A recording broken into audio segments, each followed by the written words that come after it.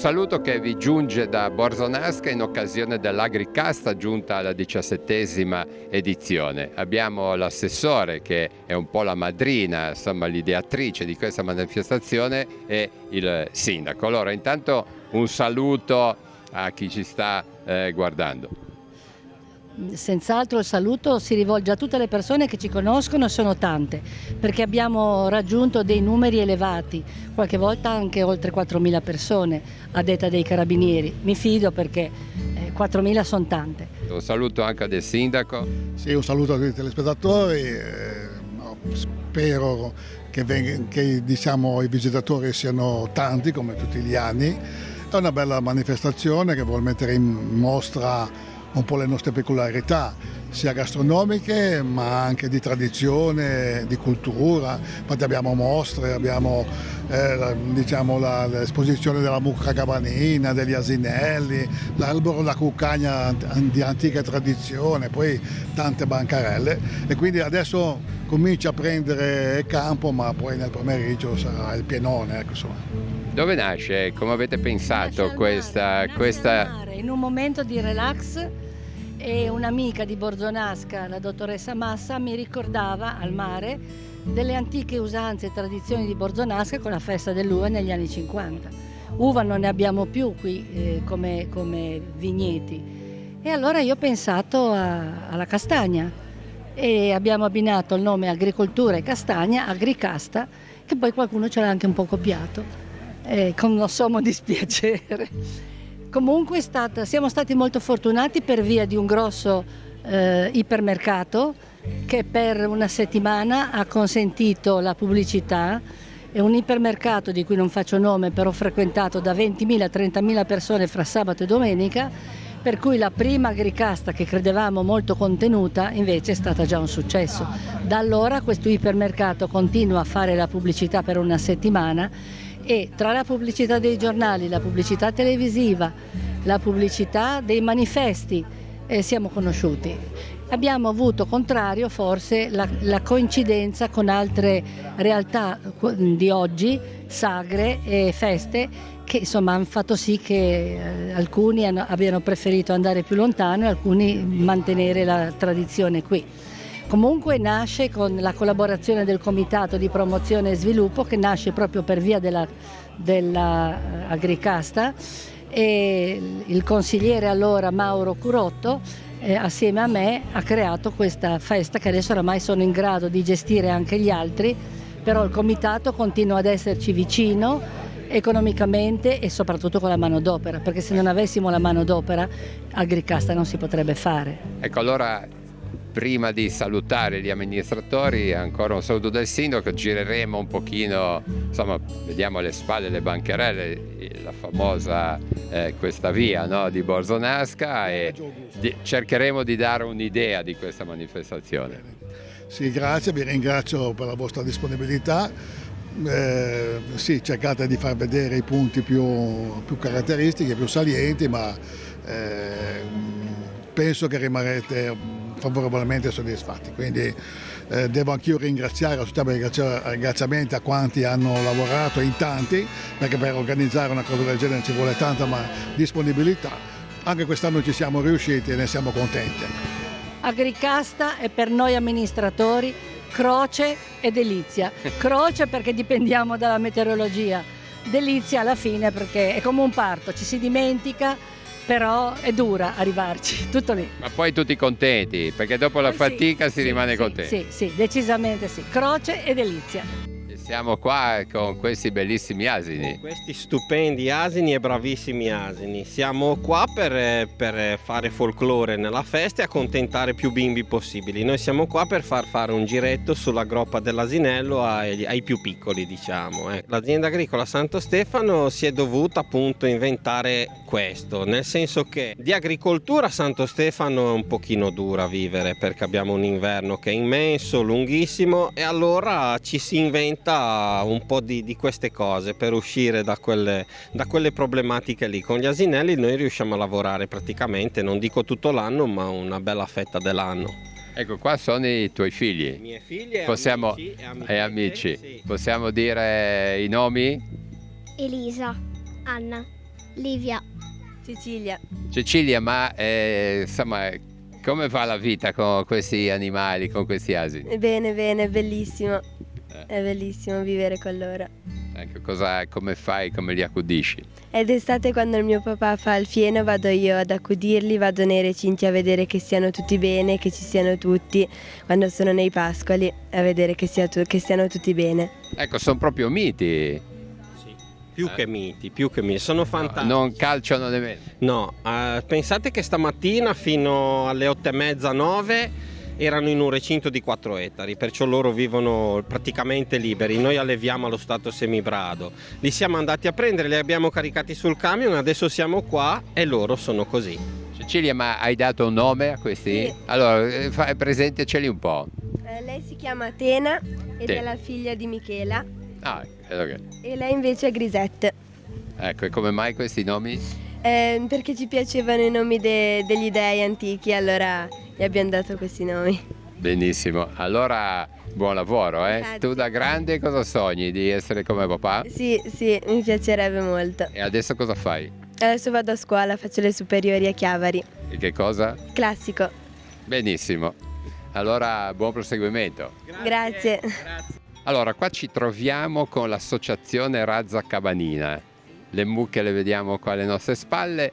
Un pochino da conoscere questa associazione intanto. Beh, noi siamo un'associazione di allevatori e allevatrici di vacche di razza cabanina, che è queste mucche qua che abbiamo dietro. Niente, è una razza in via di recupero, diciamo, nel senso che si stava qua perdendo perché è una vacca molto piccolina che ha una bassa resa e quindi negli ultimi anni si era preferito dare priorità all'allevamento di vacche più redditizie. Adesso si sta cercando un pochino di recuperarle perché comunque insomma è un patrimonio che non va perso, hanno dell'ottimo latte, anche come animali da carne, diciamo, sono spettacolari e niente. È una razza pregiata. Sì, assolutamente. E come mai si sta un po' perdendo? Ma si era un po' persa perché comunque c'era un po' più la tendenza a privilegiare la quantità piuttosto che la qualità. Adesso diciamo che c'è un po' un cambio di tendenza, comunque invece si preferisce dare priorità anche alla qualità, insomma. Ecco, e questa nascita dell'associazione, avete sentito la necessità di insomma mettervi insieme? Sì, assolutamente, perché comunque insomma già fare l'allevatore non è semplice o l'allevatrice. Ecco, la zona da dove venite? Allora, noi siamo sparsi su tutto il territorio dell'entroterra dell'entroterra ligure, diciamo. Io personalmente sono della Val Brevenna, che è la zona dietro Casella, insomma subito dietro a Genova. E nasce come una tradizione familiare? Come è nato questa passione? È un lavoro o una passione? Tutte e due, nel senso che comunque bisogna camparci, però sicuramente bisogna farlo per passione, perché sennò si farebbe dell'altro. E in casa siete più di... No, sì, attualmente sono soprattutto io, cioè sono io che mi occupo delle bestie, insomma, però diciamo che comunque già la mia famiglia precedentemente comunque faceva questa attività e quindi insomma è stato anche piuttosto semplice riuscire a mettere in piedi questo. E salutiamo il presidente dell'associazione che si chiama? Luca Quirini. Ecco, sì, lui è già tanto presidente, porta avanti questa associazione. Sì, assolutamente, insomma la persona di riferimento grazie alla quale riusciamo insomma comunque a fare un pochino di presenza, a sensibilizzare. Allora, abbiamo visto anche un po' di formaggio, di ricotta, insomma, come ci dobbiamo ricordare il latte, dove lo troviamo? Il vacca cabanina dove lo troviamo? Nei supermercati, dove lo troviamo? Assolutamente no, nei supermercati, c'è qua il nostro volantino con dietro tutti i recapiti dei diversi produttori da cui si possono reperire latte o carne, insomma diversi prodotti. Bene, allora buon lavoro. Anche a voi, grazie. Siamo da Bruno con i suoi cestini. Sì, cestini in salice più tanti, però uso anche altri prodotti come il castagno, il nocciolo, salice anche spellato, oppure il bambù intorno che abbellisce anche. cestini. E quanto ci si mette a fare un cestino così? Questi ci vuole circa una giornata buona, col materiale pronto. Sì, messo a bagno e tutto pronto. E lei dove ha imparato a fare questo? Ma ho imparato un po' da uno lì di Borgonovo, da un signore di Borgonovo, e poi piano piano sono sempre andato avanti. Il più tanto si impara di farli. E questo che cos'è? È il millepiedi, è un quadro, io l'ho appeso qua, però fa un'altra figura attaccato a una parete, visto a una certa distanza di 3 metri circa, fa tutta un'altra figura. È contento dell'agricasta, così Sì, può, che la facciamo, sì. Ecco, in effetti sono cestini da funghi, là vedo un fungo, poi magari ci sarà anche, ma questi sono veri, sì. Ma da dove arrivano questi funghi qua? Dallo Zatta? Dallo Zatta. Sì. Sono porcini dello Zatta. Sì, raccolti. Di Faggio. Faggio c'è anche qualche castagno, lì intorno al collegio Devoto. Ma stanno nascendo? Com'è? Pochi, però dovrebbero arrivare la settimana prossima. Ma voi dite sempre così, che ne nascono pochi? No, per ora è vero così, sì. Ecco, per andare sullo Zatta bisogna prendere permesso. Sì, noi siamo di Borgonovo, abbiamo i terreni, quindi abbiamo il tesserino, possiamo andare tutti i giorni. E abbiamo anche quello di Borzonasca, che abbiamo dei terreni qua al confine. E ci andiamo volentieri, specialmente lei che è una fungaiola. Chi è la moglie? Sì. Salutiamo la moglie, insomma Cestini Bruno e la moglie come si chiama? Si chiama Marisa. I cestini Marisa non ci sono? I cestini Marisa no, perché la Marisa fa uncinetto, fa altre cose. Deve allungare il tavolo. Io ho un passatempo e poi la domenica magari usciamo, andiamo a fare i mercatini così, che è bellissimo perché incontrare gente, parlare con le persone, insomma. È una bella cosa. Adesso giocate in casa, quasi in casa. Quasi in casa, meno male, perché domenica scorsa eravamo a Borgotaro, siamo partiti alle 4, insomma è un po' dura. Ecco. Allora insomma è un grosso impegno. Se ci si piglia l'impegno di andare, per forza. Sì.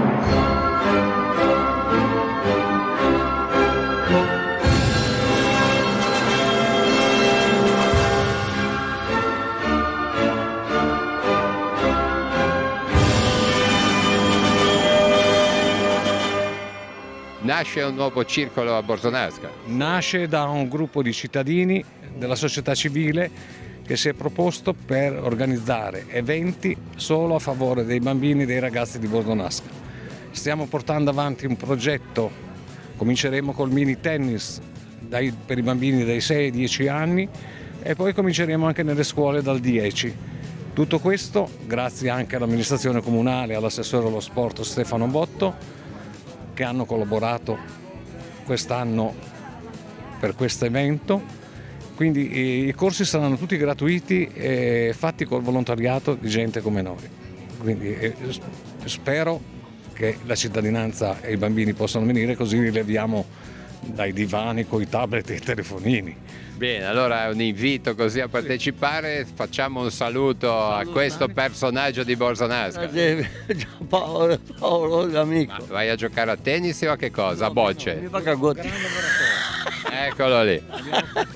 Grande lavoratore, siamo stati sempre insieme, adesso cerchiamo di tirare avanti. Ecco. Abbiamo fatto la festa nel Villetto che ha avuto un grandissimo successo, grazie anche a tutti gli operatori commerciali di Borzonasca che hanno aderito indistintamente. È stato un successo, fatta in 10 giorni, però diciamo che siamo soddisfatti per ora. Cosa facciamo qua? Noi insegniamo a fare i corsetti, io e lei facciamo proprio lo stampo, lavoriamo il legno col tornio, da un anno, a 50 anni abbiamo deciso siamo 2 donne sull'orlo di una crisi di tornio. Come è venuta questa crisi? È perché i 50 anni. 50 anni. Vabbè, tra tutte le crisi forse è la meno peggio. È la migliore. Poi abbiamo una passione per la cucina ligure, abbiamo una passione per il corsetto in particolare e allora abbiamo unito tutte le passioni e siamo arrivati qua e ci piace trasmetterla ai bambini e il modo migliore è fargli mettere le mani in pasta. Sì. Il vostro nome? Noi siamo Elsie e Stefania Stel. Ma siamo per chi? Siamo a Lavagna. Ah, di Lavagna. Sì, di Lavagna. E per chi non conosce i corsetti, come si spiegano? Il corsetto è una delle paste liguri più famose, ormai famoso non lo è più, però antica sì, le prime testimonianze di corsetto vengono dal Medioevo. È una pasta all'uovo o non all'uovo, dipende dalla ricetta di famiglia, che si crea con questi stampi che li fate voi? Che facciamo noi, sì, in legno di ciliegio, d'ulivo, di faggio. L'importante è che siano legni che vanno bene per il contatto con gli alimenti. Con una parte viene tagliato il dischetto e con le due parti viene impresso il disegno sul corsetto. Si dice che ai tempi del Rinascimento fossero le famiglie nobili che volessero il loro stemma, non si sa se è leggenda o se è verità, però è una bella tradizione che sarebbe giusto portare avanti. Ecco, invece facciamoci un po' raccontare qua gli allievi come vanno. Mi sembra che insomma... Direi che vanno molto bene, sì. Sono dei bravi, ecco qua, ora è venuto fuori. Sono dei bravi allievi, direi. Sì. Insomma, qua possiamo dire dal produttore degli stampi e si arriva a tavola. Quasi, manca solo l'acqua che bolle, esattamente, sì. E, insomma, la farina, come si fa l'impasto? L'impasto è semplicemente acqua e farina, sale ovviamente, e basta, non ci vuole altro che un pochino di manualità, non si fa altro che fare questo lavoro, si prende il mattarellino, si tira la pasta, ok, in questa maniera così, e poi non fa altro che prendere il suo bel corsettino, in questo caso abbiamo Spider-Man, ma possiamo usarne qualunque altro. Esatto. Facciamo questo lavoro, prendiamo lo stampino, ok? Va messo all'interno, si spinge forte e viene da una parte e dall'altra. Poi il momento che prende tutti questi bei corsetti, li mette direttamente nell'acqua bollente, 2 minuti di cottura ed è pronto. Sembra tutto molto semplice. È semplicissimo, basta munirsi di pazienza, di qualche ora di tempo, perché purtroppo quello ci vuole ed è sempre meno, però è una bella cosa. Bene, allora... Pesto, pinoli maggiorana, sono i condimenti d'elezione. Allora, qua stiamo facendo una dimostrazione di come ottenere il fiore essiccato per la profumazione dei cassetti o degli armadi. Quindi noi lavoriamo con il mazzo che è rimasto, che è seccato. Questa è una coltivazione naturale al 100%. Facciamo questo lavoro di setacciatura praticamente, poi eliminiamo le impurità con questo setaccio e si forma questa polverina che non buttiamo via, ma che viene utilizzata per fare i pediluvi o i bagni. Il fiore... Qua c'è un bel profumo, si respira. È una lavanda particolarmente ricca di essenza, infatti i nostri prodotti durano tantissimo tempo proprio perché hanno trovato nei terreni di levaggi un perfetto ambiente. E il fiore poi essiccato si mette nei sacchettini e quindi nei cassetti e negli armadi ed è un ottimo antitarme, oltre che essere anche un neurotonico con altre 1000 proprietà. Ecco, a cosa aggiungiamo? Possiamo aggiungere che sicuramente l'ambiente a levaggi è molto rilassante perché la lavanda porta a questo risultato. Ecco, questa si coltiva? Viene coltivata, sì, le qualità che abbiamo selezionato sono proprio tipiche perché hanno un alto contenuto in olio essenziale ed è questo che poi garantisce la durata nel tempo della profumazione. Ecco, voi avete detto nei cassetti eccetera, anche in macchina? Anche in macchina, nelle borse, in piccoli ambienti oppure in locali che magari come gli armadi antichi che hanno magari quell'odore di legno eccetera così e possono essere utilizzate in qualsiasi luogo. Ecco, il sacchetto quanto dura? Allora, anche più di un anno e la durata è lunga nel tempo proprio per questo motivo, perché a levaggi c'è un microclima particolare e quindi i fiori di lavanda si caricano tantissimo in olio essenziale.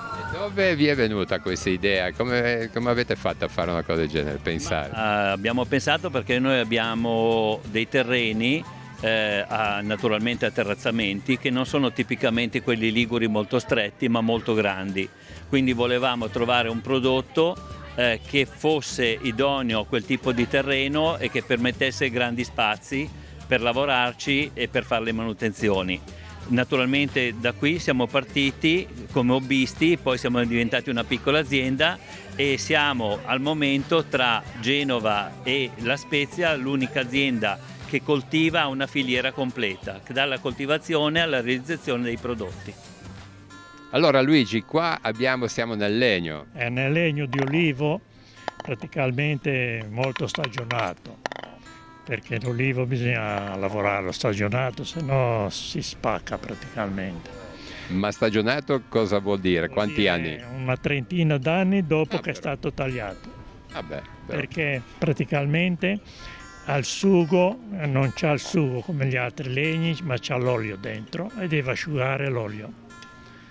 Finché non ha asciugato l'olio non è lavorabile, diciamo, non si può lavorare.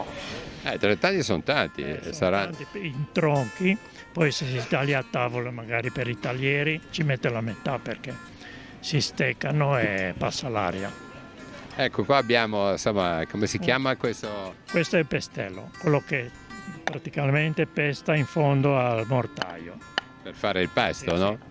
Anche che se viene usato anche di marmo, questo qua anche a volte.